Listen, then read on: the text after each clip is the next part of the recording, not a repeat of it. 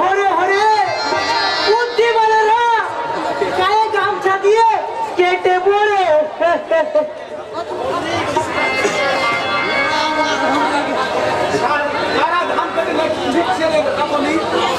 আমার জমি আমি নিজে ধান লাগিয়েছি। সেটা তো আমিও জানি বাবা, কিন্তু ওরা বলছে ওরা নাকি ধান সবে জমি কিনে নিয়েছে। ওরা কারা? তুই ওদের চিনিস না? না বাবা, ওরা বাইরে থেকে আনা ভাড়া করা লোক, তবে ওদের মধ্যে আমি একজনকে চিনি। কে সে? কি নাম তার? मुराद का बच्चा पीकर তার মানে আজ পর্যন্ত এই নাম তো আমি কখনো শুনিনি। अरे अभी अभी सुनिए अभी सुंदर लड़का शहर अभी तक आप सबको ग्रह करने के लिए आपके पास आया।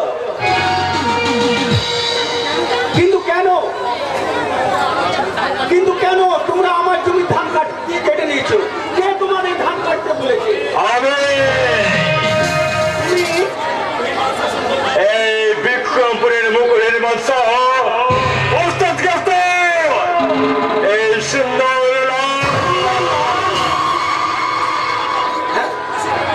হাসি থামিয়ে আমার কথার জবাব দাও। বলো, আমার জমি ধান কাটার অধিকার তোমাকে কে দিয়েছে? আশা তুমি তার মানে মানে ওই জমি তুমি আমাকে বিক্রি করে দিয়েছো আসে অধিকারে? না, এই মিথ্যা ষড়যন্ত্র। কিন্তু মিথ্য মাঝে মাঝে সত্য হয়ে যায় সুন্দরী।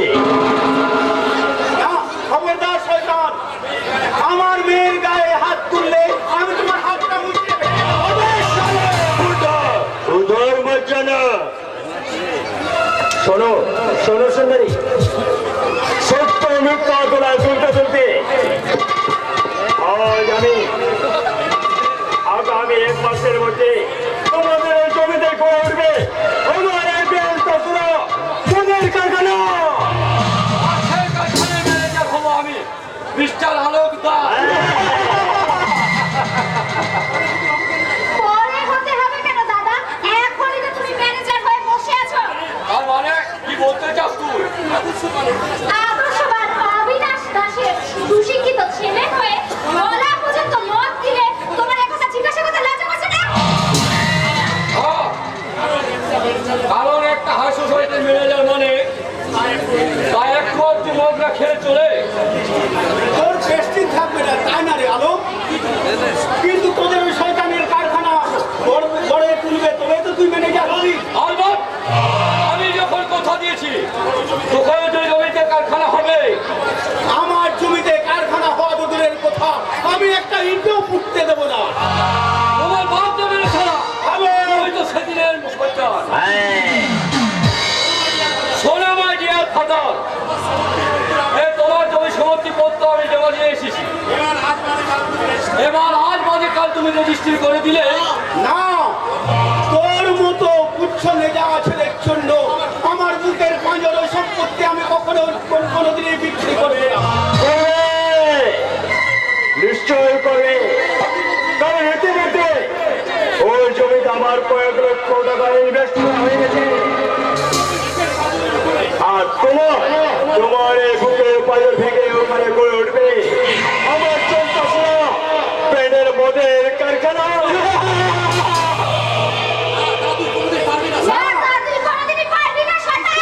নিশ্চয় নিশ্চয় পারবো,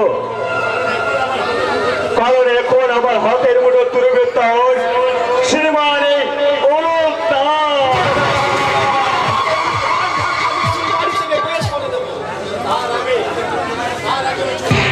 তার আগে জমিটা আমার নামে লিখে দিবি। এই বেকারত্বের যারা ঘুরতে ঘুরতে চাকরির একটা আমি স্বাদ পেয়েছি, আর এই স্বাদ পূরণ করতে যে কোনো কাজ আমি করতে রাজি নাই। বলো এত তাড়াতাড়ি তুই মানুষ থেকে জানোয়ার হয়ে গেলি? হ্যাঁ হ্যাঁ আমি জানোয়ার।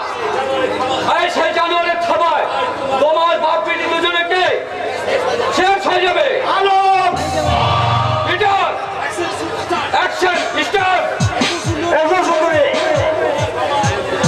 তোমার বাবা আমাদের প্রস্তাবে রাজি না হলে আজ তোমার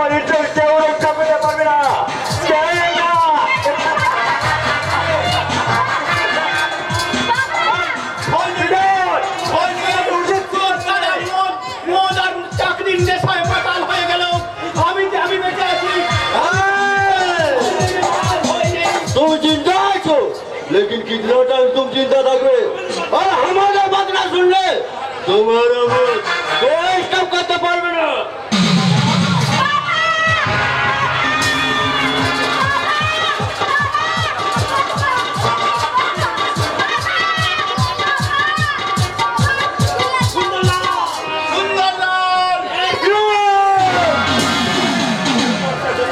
আমার উপরটা যতটা সুন্দর ভেতরটা দেখতে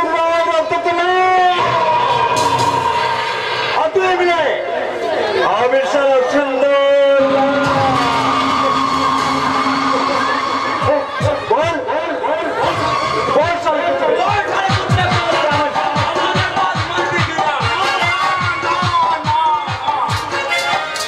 মৃত্যু তোমায় ডাক দিয়েছে তাই মুহূর্তে তোমাকে হবে এই তোমার মৃত্যুর পর দলিলে তোমার এই আগুনের দীক্ষা নিয়ে আমি করে দেবো মদের কারখানা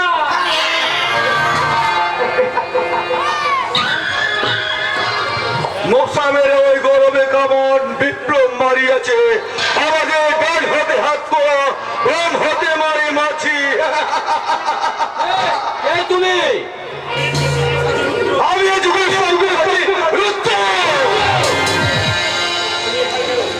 কিন্তু তুমি এখানে কেন আরে দেখতে এলাম আচ্ছা দাদা বলুন তো এখানে কোন ছবি শুটিং চলছে জমি তোমার মরণ পাতা গুছিয়ে না থাকে তাহলে বাজে কথা না বলে এখান থেকে কেড়ে পড়ো যাবো নিশ্চয়ই যাবো এসব মারামারি রক্তারক্তির মধ্যে আমি নেই দাদা তবে যে সুসংবাদটা আমি দিতে এসেছিলাম কি সংসদ তোমার বলছি তাহলে একটু ছোট্ট করে বলুন তো কারা মহানন্দে ওই জমিতে ধান কাটছিল ওগুলো কি আপনাদের লোক আমার কাজ আছে আর এতক্ষণ ওই জুমরে পুরো ধান কেটে সাফা হয়ে গেছে হ্যাঁ সাফা হয়েছে তবে জমি নয় তারা নিজেরাই সাফা হয়ে গেছে ওই জমির আগন্তুক এসে সবকটা মাতালকে বেসাবি মেরে ওই সাফ করে দিয়েছে ওই জমির বুকে তাহলে হাসপাতালে গিয়ে ভর্তি করে হাসপাতালে গিয়ে ভর্তি করবে হ্যাঁ হাসপাতালে তার সঙ্গে তোমাকে সন্তানটাকে সারা উচিত শিক্ষা দিয়ে দেয় কারণ জানো না যে বিক্ষোভে বাচ্চা এই সুন্দর লাগার ক্ষমতা কতখানি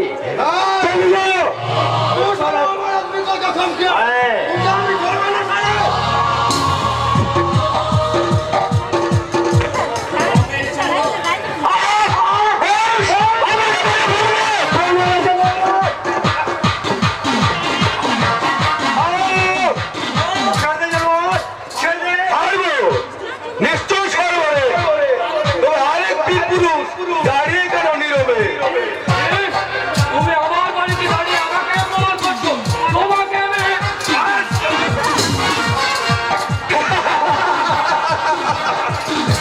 সব করে তুই বুঝতে হয় তাহলে কাকলি যাও বাড়িতে একটু ছেঁড়া কাগজ দিয়ে এসো আর কিছু কাপড় এদের ক্ষতস্থানে ব্যান্ডেজ করে দাও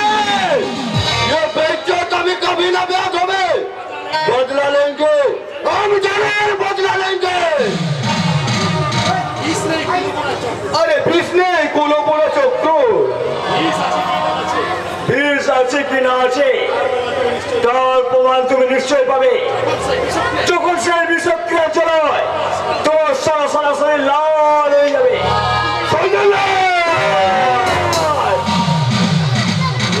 আমার উপরটা যতটা সুন্দর ভিতরটা সালা ঠিক তোমরা রক্ত তো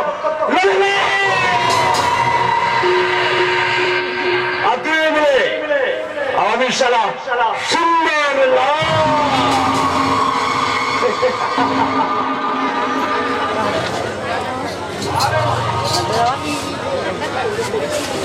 গুরু দীক্ষা তো অনেক অভিশাপ দিয়ে গেল তাদের মঙ্গল শিষ্য চুপচাপ দাঁড়িয়ে আছে কেন ও আর কি বলবে রে মা জানোয়ারের কণ্ঠে কি কোনোদিন কোনো ভাষা না থাকে? বাবা আমি চুপ! তোর মতো কুলাঙ্গারের বাবা আমি কোনোদিনে যে সামান্য স্বার্থের লোভে মদ খেয়ে মাতাল হয়ে অপরকে দিয়ে নিজের বোনের সর্বনাশ করে বাবার উপর অত্যাচার করে সেই কুলাঙ্গারের বাবা আমি নই, কোনোদিনে নই। শেষ। আমি মানুষ থেকে যখন জানোয়ার হয়েছি তার এই কার্যসিদ্ধি করার জন্য যে কোনো কাজ আমি করব। আর ওই জমি তোমায় বিক্রি করতে হবে। ওখানে গড়ে উঠবে মদের কারখানা, যার ম্যানেজার হবো আমি, এই অলোক দাস। স্বার্থ আলো মানুষকে যে কেমন কেমন জীবন্ত শয়তানে পরিণত করে, তাই এই আলোক দাসকে না দেখলে বিশ্বাস করা যায় না। তোমার কথা লাগেনি তো দাদা? ওই মশালের কামড়ে আমার কিছু হয় না রে বোন, কারণ আমি একটা যে উৎভ্রান্ত উল্কা অভিশপ্ত রাহু কোনো এক অশুভ মুহূর্তে ওই নভমণ্ডল থেকে ছিটকে পড়েছে এই বন্ধ পৃথিবীর বুকে। কোথায় যাচ্ছ দাদা? জানি না, শুধু এটুকু জানি যে পথের পাশে পড়ে থাকা হাজারো পাথরের মধ্যে একটা পরশ পাথরের সন্ধানে আমি চললাম, একটা পরশ পাথরের সন্ধানে আমি চললাম। দাদা তুমি কোথায় যাও, কি খাও, রাত্রিরে কোথায় থাকো, এসব আমি জানি না, আর আমি তা জানতেও চাই না। শুধু একটা বার বলে যাও তুমি আবার কবে আসবে। যেদিনে বিক্রমপুরে আকাশে দেখা দেবে ঘন ঘন্টা সূর্যের কালো মেঘ, সেই দিন আমি আবার ফিরে আসবো। ওই সন্তানরা যেদিনে বিক্রমপুরে আকাশে আবার সন্তান শুরু করবে, সেদিন ওই সন্তানদের কালো হাতে ধরে আমি সেই দিন আবার আমি ফিরে আসবো এই বিক্রমপুরে। রুদ্র! Yes! আমি সভ্যসাচের রুদ্র, যে মহাকাশে মহামণ্ডল থেকে ছিটকে পড়া একটা রুদ্র। ওরে মিষ্টি সোনা বোন আমার, মম বাসরি তাতে বাসরি, আমি শ্যামের হাতের বাসরি। আমি ছুটে যাই মহাকাশ ছাপিয়া, ছুটে আসি আমি সেই মহাকাশ থেকে। আমি দুটো চোখ দিয়ে নিভিয়ে যাই।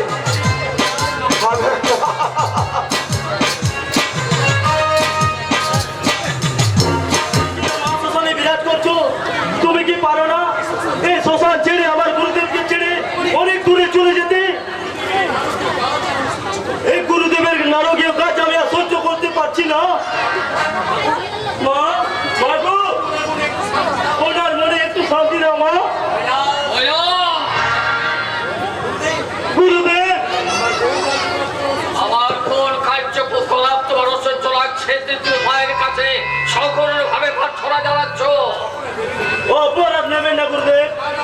কাল রাত্রে জয়পুর থানার ওসিকে আপনি মায়ের কাছে বলে দিয়েছি,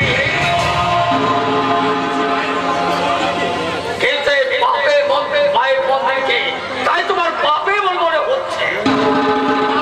ঠিক তা নয় গুরুদেব, তবে তুমি কি জানো কোন সুন্দরী মেয়ে থানায় রিপোর্ট জানাতে এলে ওই টাকাকে ধর্ষণ করতো। তারপর তার নামে ভোগ কেস লিখতো। এই কথা আপনি কেমন করে জানলাম এই তো? তাহলে কেমন করে আমার পক্ষে জানা সম্ভব হলো? তাহলে শোনো কৈলাস, আজ থেকে 22 বছর আগে ওই শালা বাচ্চা বিক্রমপুরের ওসি ছিল। কয়েকজনের জন্য আমি থানায় আটক হলাম, আর আমার স্ত্রী থানায় এলো নারীর জ্বালাবে আমাকে উদ্ধার করার জন্য। কিন্তু না, তার কোন আশায় পূর্ণ হলো না। আমারই চোখের সামনে আমার স্ত্রীকে ধর্ষণ করে সে খুন করেছে। আমার পুত্রকে নিয়ে তারা ফুটবল খেলেছে। আমি লোহার গারদের বসে মাথা ঠুকে অজ্ঞান হয়ে গেলাম। গুরুদেব, তারপর কাল ফিরতে দেখলাম এই আদিত বিছানের বাড়ি নীরবে নিভৃতে বসে কাঁদছে। আমার এই আমজনতার বেঁচে থাকার অধিকার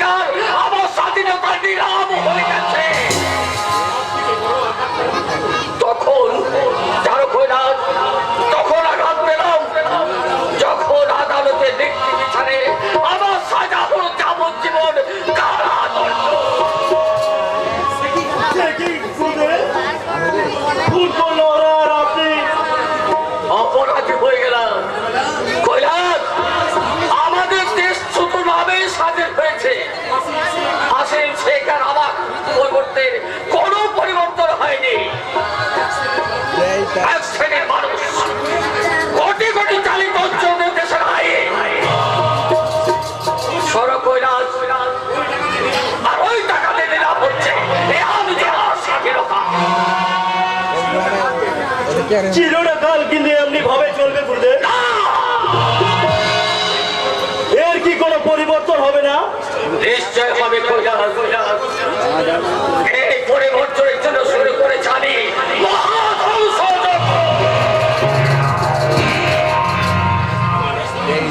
আমার স্ত্রী পুত্র আত্মার শান্তি কামনার জন্য আমি যজ্ঞের প্রধান পুরোহিত। কিন্তু গুরুদেব, তাতে তো আপনি কিন্তু আপনার স্ত্রী পুত্রকে ফিরে পাবেন না। সেটা আমার চেয়ে আর কে জানবে কৈলাস? তাহলে ধ্বংসযজ্ঞের আয়োজন কেন? আমি করে যাব আমার প্রতিহিংসা চরিতার্থ, আমার স্ত্রী পুত্রের আত্মার শান্তির কামনা, আমার মতো যাতে অবস্থা কারো না হয় তার জন্য একটা ব্যবস্থা করে যাব। তা কি করে সম্ভব গুরুদেব? শয়তানরা তো চিরকালই জন্মাবে। যুগে যুগে যেমন শয়তান জন্মাবে এমনি জন্মাবে স্বামী রামানন্দ, যাদের জীবনে একমাত্র ব্রত হবে এই দেশ থেকে জানোয়ারদের তাড়ানো।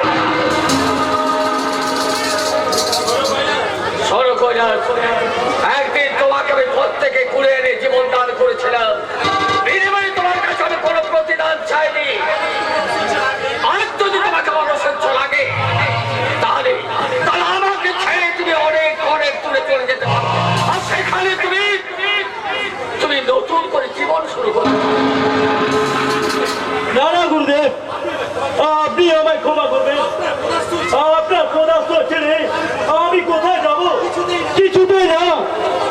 ওঠো সর্বৎস, আবার আসিব ফিরে শান্তির তীরে এই বাংলায়, হয়তো মানুষ নয়, হয়তো বা সংকোচিল শালিকের বেশে। আবার আসিব ফিরে, আবার আসিব আমি ফিরে।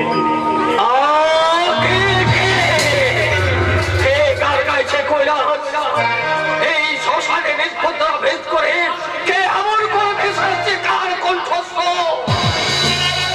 ও এক পথচারী। যাও কৈলাস যাও, তাকে তুমি এখানে নিয়ে এসো। যথা আদেশ গুরুদেব, আমি এক্ষুনি ওকে নিয়ে আসছি। কে ওই যুবক, সেই সুর, সেই কণ্ঠ? তবে কি আমার না না না না একবার অনুদাপন হারিয়ে গেলে হয়তো শত চেষ্টা করলো আর ফিরে না না না না মা গো, একবার শুধু একবার করে দে মা। ওই মহাবীর কণ্ঠের অধিকারী কে ওই যুবক? কে কে ওই যুবক? এই যে যুবক গুরুদেব, এই জঙ্গলের পথে গান গাইতে গাইতে যাচ্ছিল। ঠিক আছে আমি ওর সঙ্গে কথা বলবো। তুমি লক্ষ্য রেখো আমাদের বার্তালাপের মধ্যে কোনো তৃতীয় ব্যক্তি যেন এখানে প্রবেশ না করে। যথা আদেশ গুরুদেব, আপনার আদেশ অক্ষর অক্ষরে পালন করবো। মহাবৎস, তোমার নাম কি? কি তোমার পরিচয়? আমাকে সূর্যের তীর্থতে চাপ সে যুগে সর্বসাচী রুদ্র। রৌদ্র? কিন্তু এই গান তুমি কোথায়, কার কাছে তুমি শিখেছো? সেটা জেনে আপনার লাভ। লাভ লস্করের ব্যাপারটা আমার, তুমি এখন আমার প্রশ্নের উত্তর দাও। এবং নিশ্চয় দেবো, তার আগে আমার হিসাবটা একটু মিলিয়ে নিন। বলুন, কতদিন আগে আপনি সন্ন্যাস নিয়েছেন? আর এই সন্ন্যাস ধর্ম নেওয়ার পেছনে আপনার কারণ কি? তার মানে কি বলতে চাইছো তুমি? আমার জন্মগোষ্ঠী কেউ জানতে চাইলে তাকে নিশ্চয় জানাবো, কিন্তু তার জন্মগোষ্ঠী জানার পর ও তাহলে তুমি কোনো পরিচয় দিতে চাইবে না? বলবো না তো বলিনি, বলা উচিত নয়। কারণ আমার প্রশ্নের উত্তর যখন আমি পাইনি। পাবে, নিশ্চয় পাবে, তবে কয়েকদিন পর। তাহলে আজীবন ওই কেন? এই কেন উত্তরটা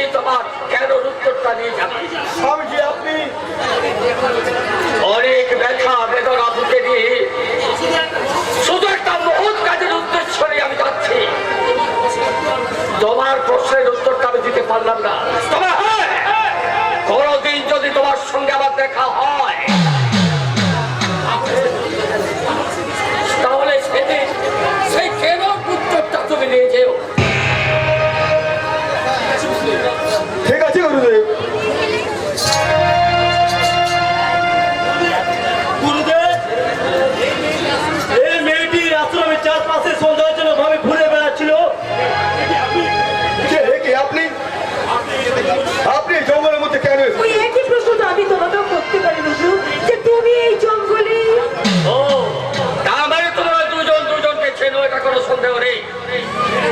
এটা ধরে আমি এখান থেকে চলে যাচ্ছি। তবে হ্যাঁ, এটা হচ্ছে মায়ের পবিত্র মন্দির, এখানে কোনো মিথ্যা কথা বলা চলবে না। শুধু এখানে নয়, কোন জায়গায় মিথ্যে কথাটা বলা আমার স্বভাব বিরুদ্ধে। আমি প্রয়োজন অনেক মিথ্যা বলেছি, কিন্তু কিন্তু এখানে কোনো মিথ্যা কথা বলবো না। আমি তাহলে তুমি একটা প্রশ্নের উত্তর দাও। তুমি কি রুদ্রকে ভালোবাসো? আপনি আপনার বাবার মতো, তাই আপনার সামনে আর এই মায়ের মন্দিরে দাঁড়িয়ে আমি বলছি যে হ্যাঁ, ওই রুদ্রকে আমি। কিন্তু আমি আপনাকে ভালোবাসি না, কখনো ভালোবাসতে পারবো না। কিন্তু কেন কেন কেন? আমি কি তোমার এতই অযোগ্য রুদ্র? যোগ্যতার প্রশ্ন অবান্তর। আপনার চলার পথের সঙ্গে আমার চলার পথের মিল কখনো নেই, আর কোনোদিনও হবে না। আচ্ছা, কোনোদিন সম্ভব নয়। বেশ, এটা তোমরা নিজেরাই ঠিক করে দিও। তাই আমার এখানে কোন রকম মিথ্যে কথা বলে চলবে না। তাই আমি এখান থেকে চলে যাচ্ছি, চলে যাওয়ার সময় বলে যাচ্ছি, মা করুণাময়ী তোমাদের শুভবুদ্ধি নেই, তোমাদের মঙ্গল করুক, তোমাদের মনস্কামনা পূর্ণ হোক। দিদি, আপনার সঙ্গে নিল আচরণের জন্য অপরাধ নেবেন না। আমি নিমিত্ত মাত্র। মা জগদম্বার আদেশে আর গুরুদেবের আদেশে আমি এখান থেকে নিমিত্ত মাত্র। জয় জগদম্বে, জয় গুরুদেব। গুরুদেবের সামনে স্বামীজির সামনে তুমি আমাকে এভাবে অপমান করতে পারবে? আমার ভালোবাসা ভালোবাসা তো দূরস্থ, আমি আপনার মুখও দেখতে চাই না। কিন্তু কেন কেন? একথা জিজ্ঞেস করতে আপনার লজ্জা করছে না? সারা দেশের গরিব মেহনতি মানুষদের ক্ষতি করছে, তাদের আপনি সাপোর্ট করছেন, আর আমার উদ্দেশ্য হচ্ছে তাদের নির্মূল করা। তাই আপনার আমার চলার পর মিলেমিশে একাকার হয়ে যাবে। মাত্র আমাকে কয়েকটা দিন সময় দাও। আমার মনটা সুস্থ হয়ে উঠলি। মন্ডকে আমার একমাত্র ভাই, যার দুটো কিডনি ড্যামেজ করে কলকাতায় নার্সিং হোমে মৃত্যুর সাথে লড়াই করছি। আর আমি বিদ্যাসাগর কলেজে অনার্স পাস করি সামান্য একটা চাকরি জোগাড় করতে না পেরে ওই নোংরা সন্তানদের নোংরা প্রস্তাবে আমি রাজি হতে বাধ্য করেছি। আমার ভাইয়ের চিকিৎসা জোগায়, আর বিনিময়ে আমি ভদ্র শিক্ষিত হয়েও আমার ইচ্ছার বিরুদ্ধে নোংরা যখন প্রচার করি, আমি নোংরা কাজগুলো করছি।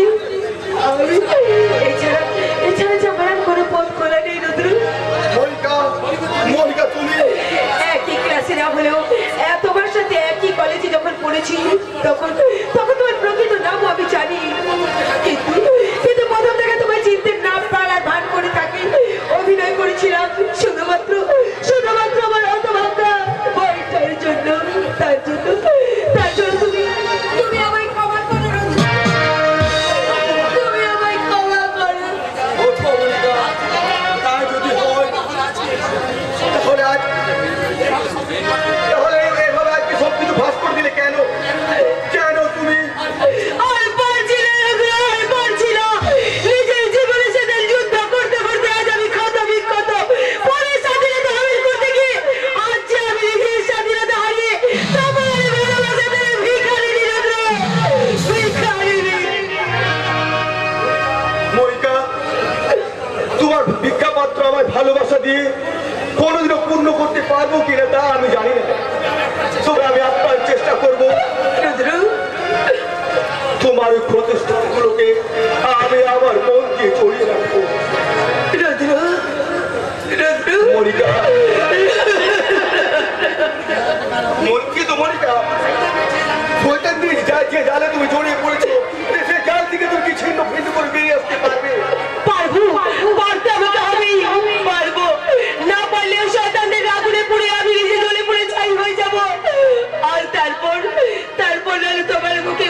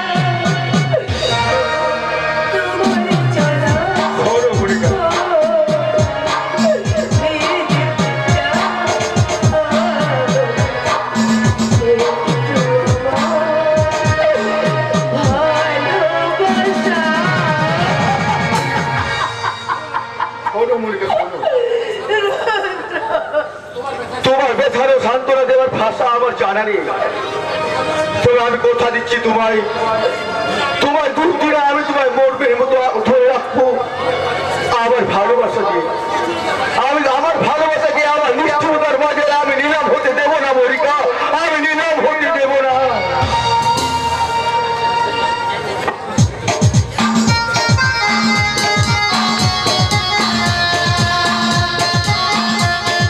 নিলাম হতে দেবে না? কোন সুরবাচ্চা এত দেখছে? সত্য প্রকাশ চৌধুরীর সামনে বাধার পাঁচিল তুলে ধরবে এই বিক্রমপুরের বুকে আমার জমি বাড়ি ঘর থাকতো দূরের কথা, মানুষের বাঁচার স্বাধীনতাটুকু নিয়ম করার ক্ষমতা আগে ছিল স্যার, কিন্তু এখন আর নেই। তার মানে আপনার ওই বাজার সম্বন্ধে কি যেন নাম? হ্যাঁ, সুন্দরলাল। সে তো সামান্য দাসের জমিটা নিলাম করতে পারলো না, আর আপনি করেন সারা বিক্রমপুরের নিলাম। সেই হারাম দাদাগুলো এখন কোথায়? রূপতুর হাতে উদম মার খেয়ে। আচ্ছা, সে উদম মার কাকে বলে জানে?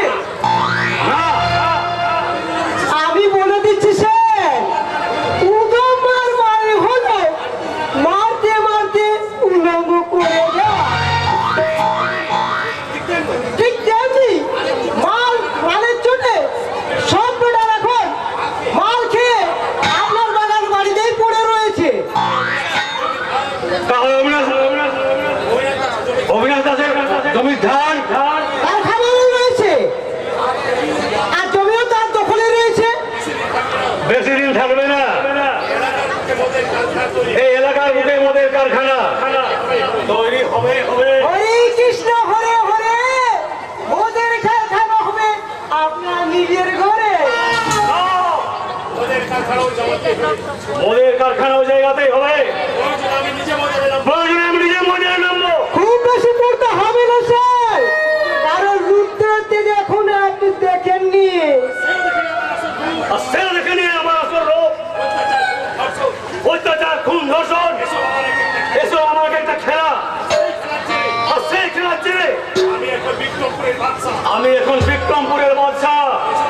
বেশি দিন থাকতে পারবেন না সত্যপ্রকাশ চৌধুরী, কারণ আপনার চারি চুরি এই জনসাধারণ ধরে ফেলেছে। সেটা শুধু তোমার জন্য। তুমি যদি বড় করে ব্যাপারে ফলো করে না লিখতে, মিথ্যার কিছু লিখিনি স্যার, যা সত্যি তাই লিখেছি। সত্যবাদী দৃষ্টির সেজে কত পয়সা পাও তুমি? যা পাই তাতে ওই অভাবের গন্ধ থাকলেও সুখে দিন চলে যায়। ওকে সুখ বলে না, অসুখ বলে।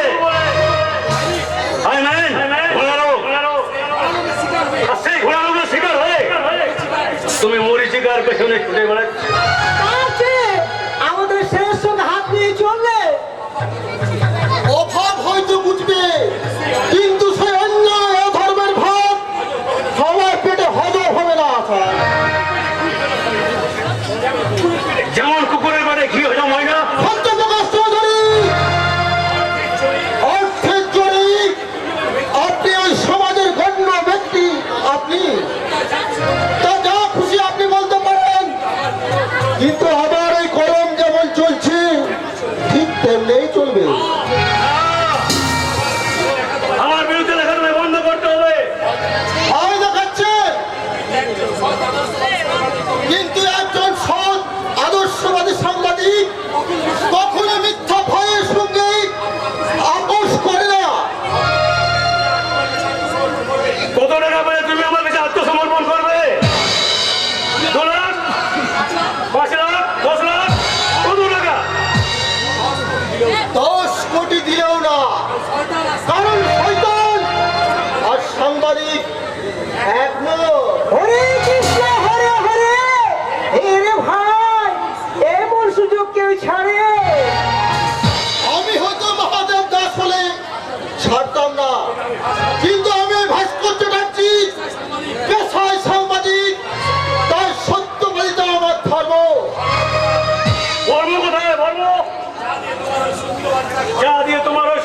ধর্ম তুমি রক্ষা করবে